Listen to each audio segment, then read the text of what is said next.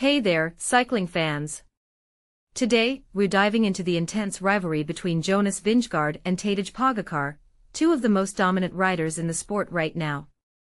But before we get into the nitty-gritty, let me tell you, this story is not just about who's winning and who's losing. It's about the pressure, the expectations, and the mental battles that these athletes face. So buckle up because we're about to explore the fascinating world of professional cycling, and the challenges that come with being at the very top. First things first, let's talk about Jonas Vingegaard. This guy is a force to be reckoned with. He's a two-time Tour de France champion, and he's consistently delivering career-best performances. But here's the catch: despite his incredible achievements, he's finding it harder and harder to keep up with Tadej Pogacar. Now you might be thinking, sure, Pogacar's a great rider, but Vingegaard's still got it in him. Well, that's where things get interesting. According to Mattias Skjelmose, a close friend and teammate of Vingegaard's, the Danish rider is questioning his own abilities. He's saying, "What more can I do?" It's a powerful statement, and it reveals a lot about the mental game in cycling. You see, these athletes are pushing themselves to the limit, and sometimes, even when they're giving it their all, they can't seem to close the gap. It's like they're running against the wind, and no matter how hard they pedal, they're just not catching up. Now, let me tell you, this isn't just about the physical aspect of the sport. It's about the pressure that comes with being the best.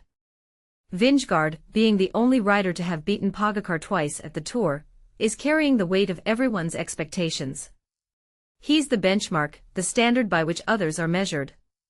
And that's a heavy burden to bear. But here's the thing, despite all this, Vingegaard's not backing down. He's still pushing himself, still striving for excellence. He's won Paris-Nice, the Volta a Catalunya, and dominated the Giro d'Italia on his debut. So what's the difference? Why is it so hard for him to keep up with Pogacar?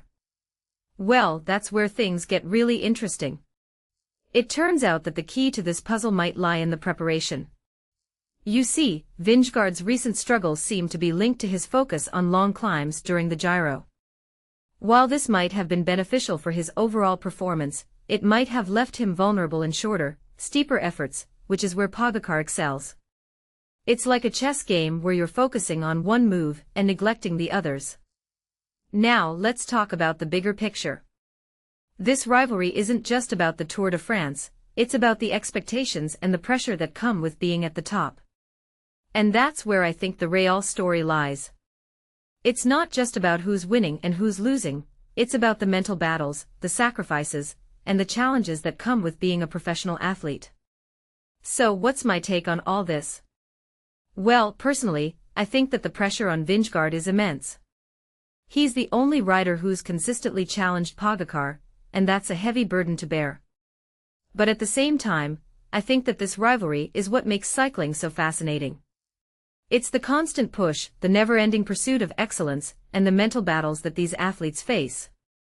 And that, my friends, is what makes this sport so incredible.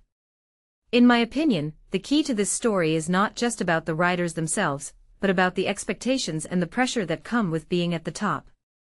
It's about the mental game, the sacrifices, and the challenges that these athletes face. And that, my friends, is what makes cycling so captivating. So the next time you tune in to watch a race, remember that there's more to it than just the finish line.